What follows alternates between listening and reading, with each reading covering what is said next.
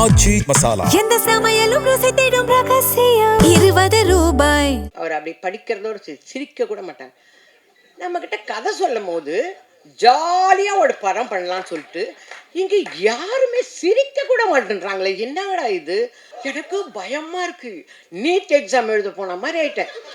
ஐயோ, கதை சொல்லும் போது ஜாலியாக இருந்தது, இங்கே வந்தால் அந்த எனக்கு ஃபஸ்ட்டு வந்த விஷயமே எனக்கு அல்சர் தாங்க வந்தது. பிரேக்கே சொல்கிறது கிடையாதுங்க. என்ன எனக்கு நடுவில் கொஞ்சம் உடம்பு சரியில்லாமல் போச்சு. அது வந்து கேமராமேனால், அதெல்லாம் நம்ம இப்போ சொல்ல விடுங்க. ஓகே, இந்த பையன் சீக்கிரமாக ஹீரோவாக நடிக்கணும் ஒரு படத்தில். அந்த கேமராமேன் வெற்றி செய்யணும் இந்த பையனை. எனக்கு அதுதான் ஆசை. இவ்வளோ கஷ்டத்தில் ஜாலியாகவே படம் பண்ணலை. பொய் பொய் பொய் பொய். நாங்களாம் ஜாலியாக நடிச்சோன்னா வந்தவங்கெல்லாம் 2 நாள் நடிச்சிருப்பாங்க. ராதா ரவினா ஒரே நாள். அவர் முட்டி ஆப்ரேஷன் பண்ணிட்டு வந்திருக்காரு, இவங்க ஏற்றிட்டாங்கப்பா மேலே.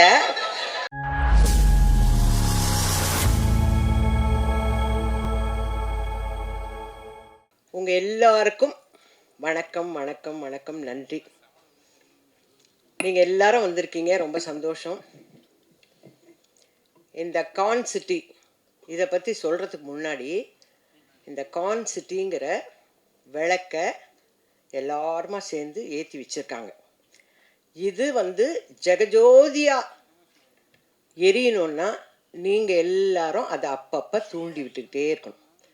இதுதான் ப்ரெஸ் அண்ட் மீடியாவுடைய மிகப்பெரிய பணி. அந்த பணியை நீங்கள் நல்லா சிறப்பாக செய்வீங்கன்னு நான் உங்கள் எல்லாரையும் நம்புகிறேன். தயவு செஞ்சு இப்போ கான்சிட்டிக்கு வருவோமா? வந்து பேசினவங்க எல்லாரும் வந்து கான்சிட்டியில் அம்மா வந்து நல்லா நடிச்சிருக்காங்க, நல்லா பண்ணியிருக்காங்க. சார் சொன்னார், மோகன் சார் சொன்னார், அவங்க ஒரு பார்வை பார்த்தாங்க பாருங்கன்னாங்க. நான் எதையுமே பார்க்கல.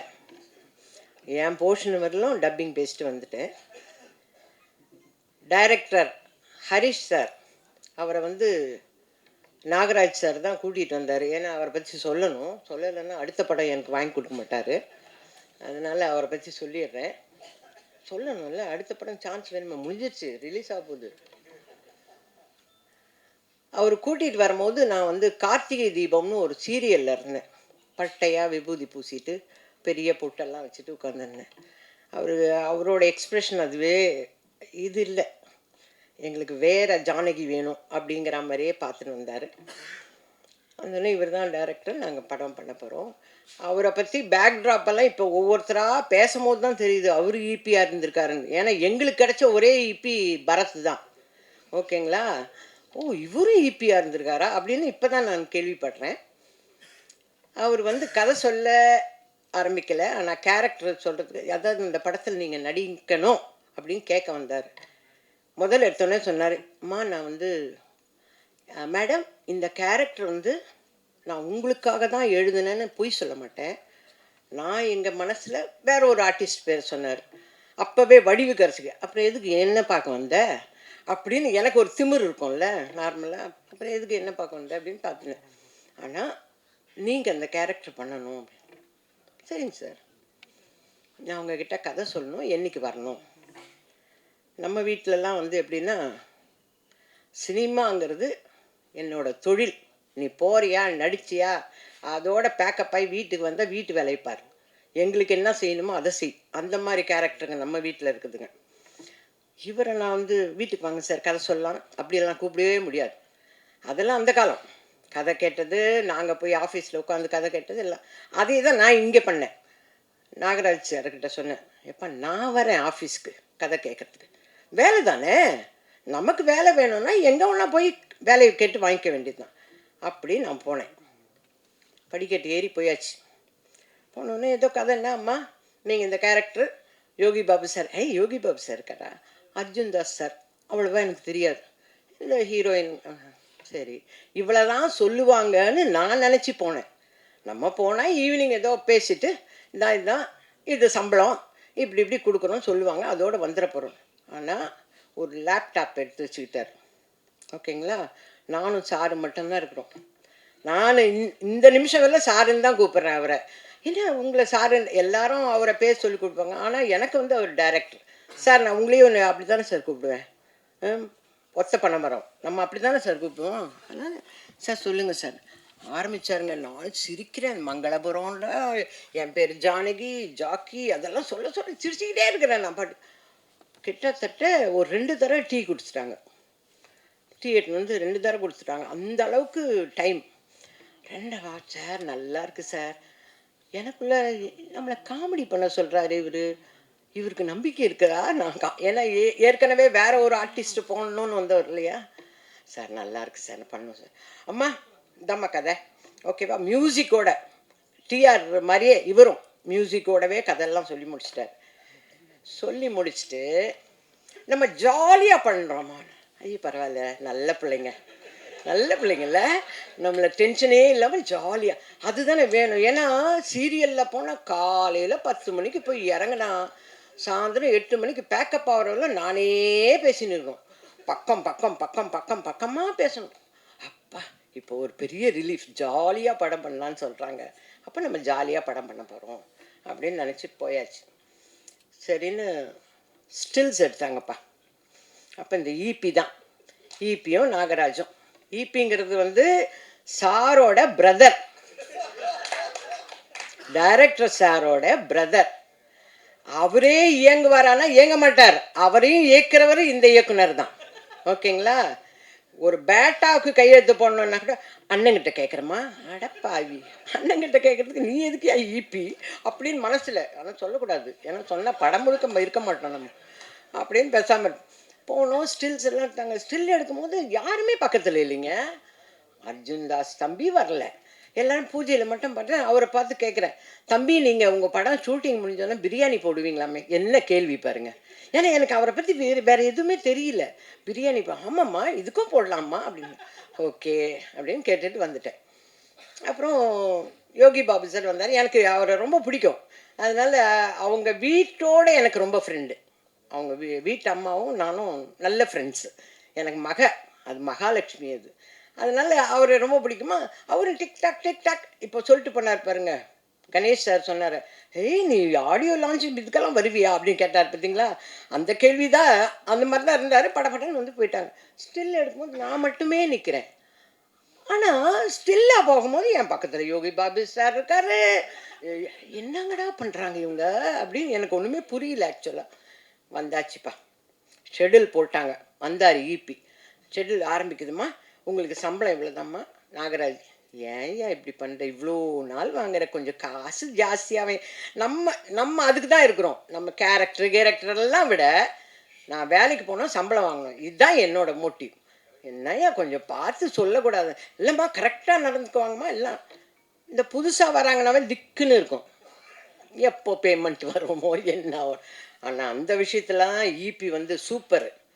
அதெல்லாம் கரெக்டாக பண்ணுவார். குட் மார்னிங்மா அவ்வளோதான். அதுக்கப்புறம் ஈபி வந்து டிஸப்பியர், ஓடிடுவார். அவர் இருக்கவே மாட்டார். எங்கே ஈபி ஏதாவது கேட்டால் அம்மா ஈபிகிட்ட கேட்கணுமா, கேளுங்கயா இல்லைம்மா காணம்மா இங்கே, இப்படியே ஓடிடுவார். அதோட பேக்கப் ஆகிறேன்னா அம்மா முடிஞ்சிச்சு கார் சொல்லிட்டேன். அட பாவி இவ்வளோ நேரம் எங்கேயா போனேன் நீ அப்படிங்கிற மாதிரி தான் இருப்பார் ஈபி. அவ்வளோ நல்ல ஈபி அவர். ஈபி நான் வேறு வழி இல்லை, படம்லாம் முடிஞ்சிச்சு, ரிலீஸ் ஆக போகுது, விடுங்க. 10 வருஷம் அந்த மாதிரி ஒரு ஈபி. எனக்குன்னு டைரக்டர் வந்து சந்தோஷ்னு ஒரு கோ டைரக்டரை நியமிச்சு விட்டார். அம்மாவை ஹேண்டில் பண்ணுறது நீங்கள் தான். அப்படி அவர் வந்தோடனே எப்படிம்மா, நல்லா இருக்கேன்ப்பா, என்னப்பா இன்னைக்கு சீனு, வந்துடும்மா. அதை படிக்கிறதுக்குன்னு விஜய்னு ஒருத்தர் வருவார். அவர் அப்படி படிக்கிறதோடு சிரிக்க கூட மாட்டாங்க. நம்மக்கிட்ட கதை சொல்லும் போது ஜாலியாக ஒரு படம் பண்ணலான்னு சொல்லிட்டு இங்கே யாருமே சிரிக்க கூட மாட்டேன்றாங்களே, என்னங்கடா இது. டைரக்டர் குட் மார்னிங்மா அவ்வளோதான். அந்த இது டப்பாக்குள்ளாரே இருப்பார். அடப்பா ஒரு ஜாலியாக ஒரு காமெடி பண்ணுவோம், அது பண்ணுவோம், எதுக்குமே. அப்புறம் டைலாக் வந்து, ஜாக்கி நான் கதையெல்லாம் சொல்ல மாட்டேன் சார், உங்கள் அளவுக்கு 2.5 மணி நேரம் கதை சொன்னால் என்ன வருது. நான் ஜாக்கி அம்மாவுக்கு தெரியும், அம்மா சொல்கிறேன் கேள். என்ன கட்டுக்கட்டாக பேசுகிறாரு இவர். இதே அம்மா நீங்கள் ஜாக்கி இது நார்மல். ஜாக்கி அம்மா சொல்கிறேன் இல்லைடா, நான் பார்த்துக்கிறேன்டா, நீ இப்போ இதுதான் வடிவு கரைச்சி, 47 வருஷமாக ட்ரைனிங் எடுத்த ஒரு விஷயம். இங்கே புதுசாக வந்து ஜாக்கி நான் சொல்கிறதுக்கு என்னப்பா பட்டு பட்டுன்னு ஓடிக்கிறாரு இவரு. எனக்கு பயமாக இருக்குது. நீட் எக்ஸாம் எழுத போன மாதிரி ஆயிட்டேன். ஐயோ கதை சொல்லும் போது ஜாலியாக இருந்தது. இங்கே வந்தால் அந்த யோகி பாபு தம்பி வந்தோடனே ஏதோ நல்லா பேசுவார். மா என்ன பேசுகிறாங்க காதுலேயே ஓடுது. மா நீ பண்ணுறது சரியில்லைம்மா. ஐயோ என்னோ சொல்கிறாரு இவர், என்ன சொல்கிறான்னு தெரியல. விஜய் தம்பி இங்கே வாங்க, என்ன டைலாக் 2 பேரும் பேசுகிறோம். அவர்கிட்ட கேட்டுக்கிட்டு விஜய்கிட்ட கேட்டுக்கிட்டு ஓ இதை தான் இவங்க சொல்கிறாங்கன்னு ஒரு யூகத்திலேயே நடித்தேன் இந்த படம். ஓகேங்களா? நடிச்சுட்டு இவர் கூட ஒரு ஸ்டில் எடுத்தேன், அர்ஜுன் தாஸோட ஒரு ஸ்டில் எடுத்துட்டு என் பேத்திக்கிட்டு போய் நான் ஐயோ நீ மட்டும் அர்ஜுன் தாஸோட எடுத்தேன். ஐயோ எனக்கு ரொம்ப பிடிக்கும் அவர் வாய்ஸ். என்னங்கடா இது இது இது இது 4ஆம் கிளாஸ் தான் படிக்குது, அதுக்குள்ளடா அர்ஜுன் தாஸ் ஐயோங்குது. ஒன்றுமே புரிய இரு பாப்பா, அவர் வில்லன் தான், அவர் அதில் தான்மா வில்லன், இப்போ இதில் ஹீரோ ஆயிட்டாரா. ஐயோ சந்தோஷமா மம்மி அர்ஜுன் தாஸ் ஹீரோ ஆயிட்டார். அட என்னங்கடா இது நமக்கு ஒன்றுமே தெரிய மாட்டேங்குது இதுங்க இப்படி அப்படி ஒரு சந்தோஷம். அர்ஜுன் அவர் பேசுறதா, அவர் எவ்வளோ அழகான வாய்ஸ், அதில் கொஞ்சம் சத்தமாக பேச விட்டாதானுங்க டைரக்டர் யாரையுமே சத்தமாகவே பேச விட மாட்டார்.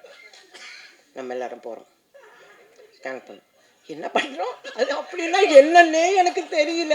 ஐயோ தெரியாதமா புது பசங்களோட வந்து மாட்டிட்டோம், நமக்கு ஒன்றுமே அர்த்தம் புரிய மாட்டேங்குது மம்மான்றாங்களே. நம்ம கொஞ்சம் சத்தமாக இல்லைம்மா நீங்கள் நார்மலாக பேசுங்க, எனக்கு பயமாக இருக்குது, நான் நார்மலாகவே இப்படி தான் பேசுன்னு சொல்லணும் போல் இருக்குது. எல்லாம் மைண்ட் வாய்ஸோடு அப்படியே ஆடுங்க. சரி மேக்கப்பாவது இப்போவாது ஒரு 1/2 இன்ச்சுக்கு மேக்கப் போட்டுன்னு வந்திருக்கேன், அட்லீஸ்ட் இதுக்காவது போட்டு போகலாம். மேக்கப்பும் கிடையாது, கொஞ்சம் லிப்ஸ்டிக். ஆமாம் அதை மட்டும் அந்த கரெக்ஷன்லாம் மட்டும் சொல்லுவார் டைரக்டரு, ஆனால் பேச மாட்டார், ஒரு சந்தோஷமாக சிரிக்க மாட்டார். அப்படியே அவர் லக்கான் அடிச்சு குத்துற மாதிரி இருப்பார். பிரேக்குன்னு ஒன்று கிடையவே கிடையாது. எனக்கு ஃபஸ்ட்டு வந்த விஷயமே எனக்கு அல்சர் தாங்க வந்தது. பிரேக்கே சொல்கிறது கிடையாதுங்க. இவர் பிரேக் சொல்ல மாட்டார், ஆனால் கேமராமேன் பாருங்கள் ஷார்ட்ஸ் எல்லாம் போட்டு இப்படி ஒரு டப்பாவில் இப்படி சாப்பிடும். என்னங்கடா நீ நீங்கள் எங்களுக்கு பிரேக் சொல்ல மாட்டேங்க நீங்கள் இவர் ஏதோ ஒரு மோர் எடுத்துன்னு இருப்பாங்க. ஓகே நெக்ஸ்ட் ஆனால் போயிடலண்ணா யோகி பாபு சார் வருவார் எல்லாம் சொல்லிட்டு ஹரிஷ் இந்த டைலாக் இப்படி சொல்கிறேன் கேட்டுக்குவார், இது நல்லா இருக்குண்ணே, ஆனால் இது வேணாண்ணா இப்போ இது சொல்லு. ஆஹா நல்லா பழகினவங்களுக்கே இதுன்னா நம்ம இப்போ தான் நியூ என்ட்ரி, நம்ம ஒரு கரெக்டும் ஒன்றும் சொல்ல வேணாம், அவர் சொல்கிறாரா என்ன சொல்கிறாரோ அதை மட்டும் செஞ்சுட்டு போயிடுவோம் அப்படின்னு. நானும் அவரை மாதிரியே லகான் அடிச்சு கொடுத்துற மாதிரி சிரிக்கவே மாட்டோம் ஒன்றும். இப்போ ஏறி வரும்போது எப்படி தம்பி எனக்கு ஹெல்ப் பண்ணி மேலே கூட்டின்னு வந்தாரோ அதே மாதிரி தான் செட்டில் இப்படியே நிற்பான். யாருன்னா நிற்கட்டும், அதை பற்றியெல்லாம் அவங்கெல்லாம் கவலைப்பட மாட்டாங்க. ஆனால் உடனே அர்ஜுன் மட்டும் வந்து அம்மா நீங்கள் உட்காருங்கம்மா, அது இவர் இல்லைன்னா அந்த பாப்பா இவங்க 2 பேரும் தான் என்னை வந்து டேக் கேர் பண்ணிக்குவாங்க. ஆனால் இவங்க யாருமே நம்மளை திரும்பி கூட பார்க்க மாட்டாங்க. அதுலேயும் இந்த சஞ்சய் எல்லாம் வந்து என்னை ஓட்டின்னு போகிறது கேரவன் வந்து டொக் டொக் டக் என்னப்பா சாட்டடி இப்போ தான் ஏன் வந்தேன் இல்லை கூப்பிட்றாரு ஓகே. அவங்க ஓட்டுறதுல அதுக்குள்ளே சந்தோஷ் என்னை சமாதானப்படுத்துறதுக்கு வருவார். அம்மா சாப்பிட்டீங்களாம்மா? இல்லைன்னு சொன்னால் சாப்பிட விட போறியா இப்போ? இல்லை வா நட போகலாம் வா. இப்படி தான் அந்த படம். அங்கேருந்து எனக்கு டேட் கேட்குறதே சந்தோஷ் தான் கேட்பார். அம்மா நம்ம வந்து இதுக்கே அவர் தான் கேட்டு என்னை ஃபிக்ஸ் பண்ணி வச்சுருக்காரு, நீங்கள் எங்கேயும் போகக்கூடாது, இந்த வாரம் ப்ரமோஷனுக்கு போகணும் அப்படி. அந்த அளவுக்கு பக்கா பிளானிங், எல்லாமே பக்காவாக பிளான் பண்ணி அவர் சொன்னார் தெரியுங்களா. வீட்டு கணேஷ் சொன்னார்ல சீக்கிரமாகவே என்னை முடிச்சிட்டாங்கன்னு, அந்த மாதிரி தான். எனக்கு நடுவில் கொஞ்சம் உடம்பு சரியில்லாமல் போச்சு, அது வந்து கேமராமேனால், அதெல்லாம் நம்ம இப்போ சொல்ல விடுங்க. ஓகே எனக்கு கேமராமேனால தான் எனக்கு உடம்பு சரியில்லாமல் போச்சு, அது உலகத்துக்கே தெரிஞ்சிச்சு. அதனால் உங்களுக்கும் ப்ரெஸ்ஸு தானே நமக்கு எப்படி இருந்தாலும் தெரிய வரும். ஓகே அது அவரால் உடம்பு சரியில்லை, எப்படி அம்மா வருவாங்களா மாட்டாங்களா? நான் சொல்கிறேன் இந்த டேட்டில் நான் ஹாஸ்பிட்டலுக்கு போகிறேங்க. இவங்க ஷூட்டிங்கை முடித்து மறுநாள் காலையில் சீரியஸ் ஆகி ஹாஸ்பிட்டல் அட்மிட் ஆகிட்டேன். அந்த அளவுக்கு நான் நடித்தேன். ஆனால் எனக்கு ஒன்றுமே என்னை போட்டு புழிஞ்சாங்கன்னெல்லாம் சொல்லவே மாட்டேன். ஏன்னா 2 டைலாக் தான். ஜாக்கி நீ வா, ஆ ஹாஸ்பிட்டல்லையா அட்மிட் ஆகிருக்காங்க, இப்போ பார்க்க முடியாது, cut cut cut cut cut cut இந்த மாதிரி தான் டைலாக்கு. இது எனக்கு என்ன வேலை சொல்லுங்கள்? புரிகிற மாதிரியெல்லாம் ஒரு வேலையும் இல்லை. இதெல்லாம் ஈபிக்கும் அந்த நாகராஜுக்கும் தெரியும். அதனால தான் சம்பளத்தை அப்படியே குறைச்சி அப்படி போட்டது. நீ என்ன இப்போ பெருசாக வந்து பண்ண போகிறேன்றதுக்காக அவங்க 2 பேருக்கும் தெரியும்.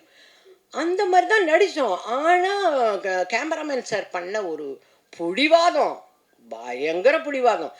எனக்கு I like only my granny எல்லாம் சொல்லுவார். ஐ எம் ஆல்சோ யுவர் கிராணிப்பா ப்ளீஸ் அப்படின்னு. அதை கேட்க மாட்டான். இதை மட்டும் ஐ லைக் கிராணின்னு சொல்லிட்டு அதோட போயிடுமே தவிர பிடிவாதம். சொன்ன பேச்சையே கேட்காத பையன். இந்த பையன் சீக்கிரமாக ஹீரோவாக நடிக்கணும் ஒரு படத்தில். அந்த கேமராமேன் வெற்றி செய்யணும் இந்த பையனை. எனக்கு அதுதான் ஆசை. இந்த பையன் சீக்கிரமாகவே, அதுவும் தெலுங்கு படத்தில் ஹிஸ்டாரிக்கல் ஃபிலிமில் நடிக்கணும். அப்போ தான் நான் வேணாம் வேணாம் சொன்னதெல்லாம் உன் மூக்குக்குள்ளே போடுவாங்க. அப்படி தான் வரணும். அந்த மாதிரி ரொம்ப பிடிவாதமான பையன். அதை கூட எங்கள் ஹரிஷ் டைரக்டர் காதலே வாங்க மாட்டார். இந்த மாதிரி பண்ணுறாங்க, அந்த மாதிரி பண்ணுறாங்க, எதுவுமே பண்ண மாட்டேன். என்னை ஹாஸ்பிட்டல்லேருந்து வந்து பார்க்கும்போது, அம்மா நீங்கள் எதுவாக இருந்தாலும் என்கிட்ட சொல்லணுமா? அது எப்படிங்க? அதுக்கு முன்னாடி சந்தோஷ், சஞ்சய், விஜய் இவங்களெல்லாம் தாண்டி நான் வந்து நீங்கள் குட் மார்னிங் சொல்கிறதோடு சரி, அதுக்கப்புறம் அந்த டப்பாக்குள்ளே போய் பூந்துடுறீங்க. நான் எங்கேருந்து என்னோட குறைய சொல்ல முடியும்? ஏன்னா எல்லாரும் நல்லதே சொன்னாங்க, நான் சொல்லணும்ல என்னெல்லாம் நடந்தது அங்கன்னு. இவ்வளோ கஷ்டத்தில் ஜாலியாகவே படம் பண்ணலை. பொய் பொய் பொய் பொய். நாங்களாம் ஜாலியாக நடிச்சோன்னா வந்தவங்கெல்லாம் 2 நாள் நடிச்சிருப்பாங்க. ராதா ரவினா ஒரே நாள். அவர் முட்டி ஆப்ரேஷன் பண்ணிட்டு வந்திருக்காரு. இவங்க ஏற்றிட்டாங்கப்பா மேலே படிக்கட்டு ஏறி வான். அவர் நிற்கிறார். நான் அண்ணே கால் ஆப்ரேஷன்.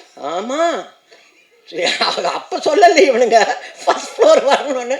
இங்கே அண்ணே என்னென்ன அப்படின்னா அங்கேயே ட்ரெஸ் சேஞ்ச் எல்லாம் பண்ணி அங்கேயே சாப்பிட்டு அவரும் ஜாலியாக நடித்து கொடுத்துட்டு போனார். அந்த கேரக்டரை ரொம்ப ஜாலியாக நடித்தார். அந்த அளவுக்கு தான் ஜாலின்னா அவங்கவுங்களா நினச்சிக்கணும் இது ஜாலி அப்படின்னு. மற்றபடி ஜாலியெல்லாம் கிடையாது. அவ்வளோ ஹார்ட் ஒர்க் பண்ணி எடுத்திருக்காரு இந்த படத்தை. எல்லாருமே சொன்ன மாதிரி, மியூசிக் டைரக்டர்ஸ் சொன்ன மாதிரி, ஒரு படிக்கணுன்னா இப்போதைக்கு இருக்கிற பிள்ளைங்க விஷுவல் கம்யூனிகேஷன் முடிச்சதும் ஒரு நல்ல டைரக்டர்கிட்ட இன்டர்ன்ஷிப் போய் படிக்கணும் இல்லையா? அந்த மாதிரி அண்ணனும் தம்பியும். அந்த இபி ஒன்றும் சாதாரண ஆள் இல்லை, பார்க்கறதுக்கு சின்ன பையன் மாதிரி. இந்த இதுனா இபின்னு நினச்சோ பயங்கரமான ஆள். அந்த இபி ஆகட்டும் இவராகட்டும் நிறைய கம்பெனிகளில் ஒர்க் பண்ணி நிறைய எக்ஸ்பீரியன்ஸ். அதனால தான் அவர் சொன்ன மாதிரி சொன்னார் பாருங்க, எல்லாமே எடிட்டர்.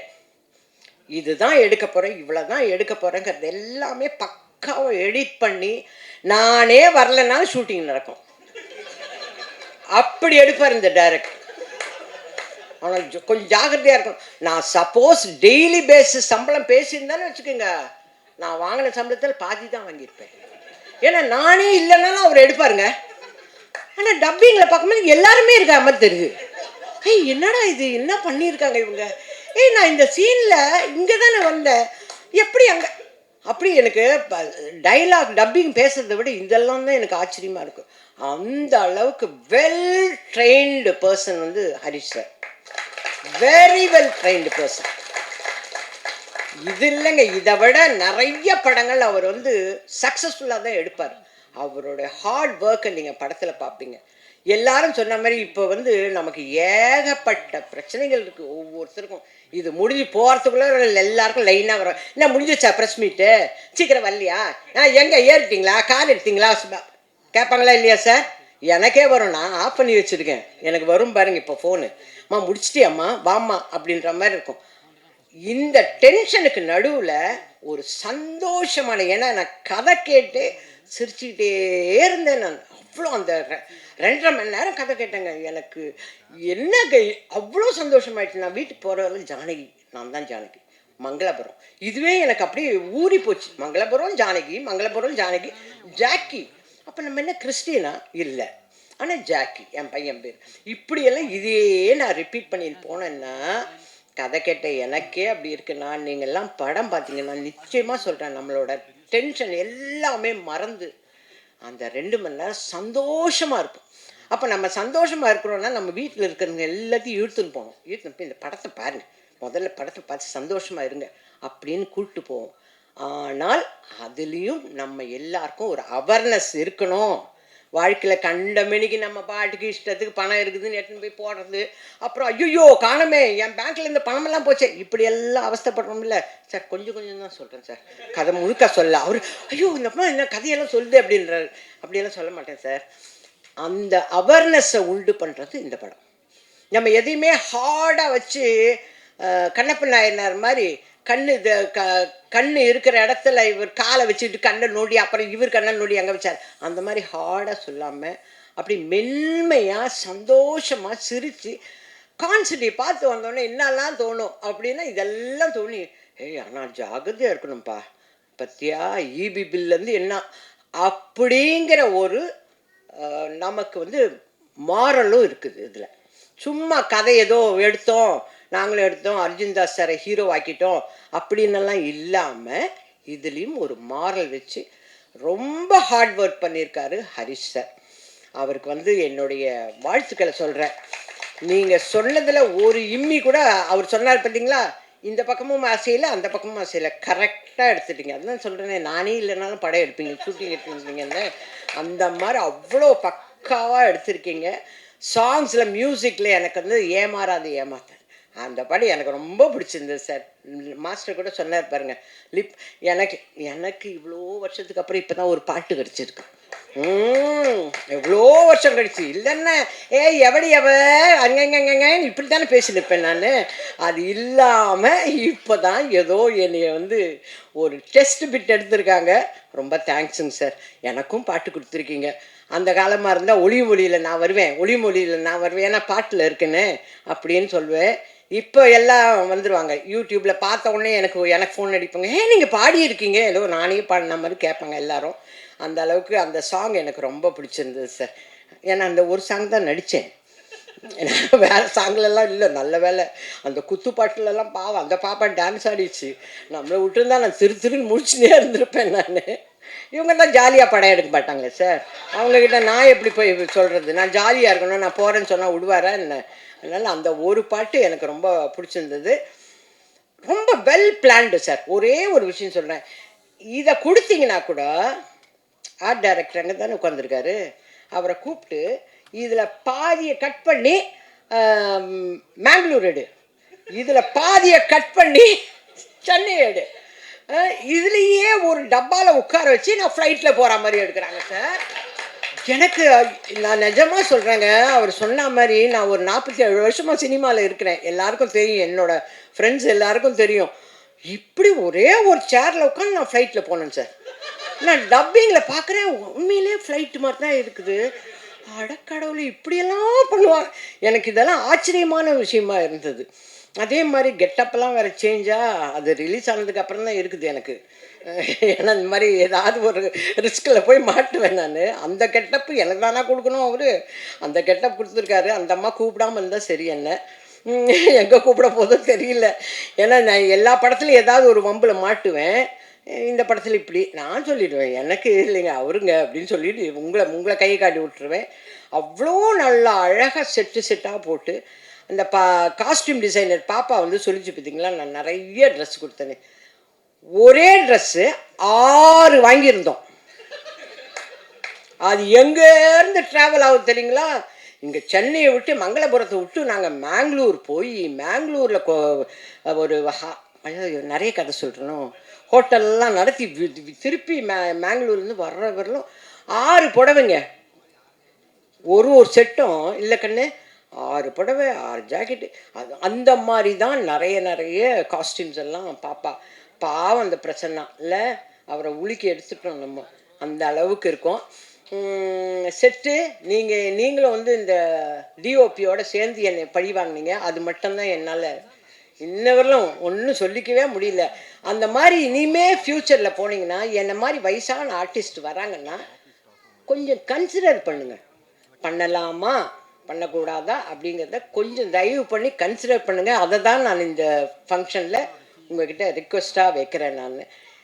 மற்றபடி சாங்குக்கு நீங்கள் எழுதுனீங்க, அவர் டான்ஸ் பண்ணிட்டாரு, நீங்கள் மியூசிக் போட்டீங்க, அவர் செட்டு எல்லாம் பண்ணிட்டாரு. எல்லாத்த விட எனக்கு வந்து டைரக்டர்கிட்ட இப்போ பேச வருவார்ல டைரக்டர், அப்போது டைரக்டர் எனக்கு சொல்லணும், அவர் யோசித்த ஆர்டிஸ்ட்டை விட நான் நல்லா சும்மாலாம் சொல்லக்கூடாது. நீங்கள் பொய் சொல்ல மாட்டீங்கன்னு எனக்கு தெரியும்.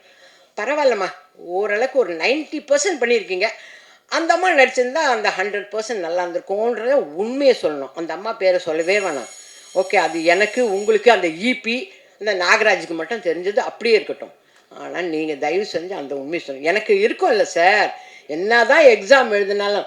இந்த மாதிரி தான் சின்ன மருமகள்னு ஒரு படத்தில் சிவாஜி சாரும் நானும் நடிச்சிட்ருக்கோம். தெலுங்கு படம் ரீமேக் எடுக்கிறாங்க. அதில் வந்து எப்போ பார்த்தாலும் டைரக்டர் வந்து మీరు రాజసులోచనలాగా చేయలేదు ఇదే சொல்லியிருப்பார். ராஜசுலோச்சனா அம்மா பண்ணலை, ராஜசுலோச்சனா.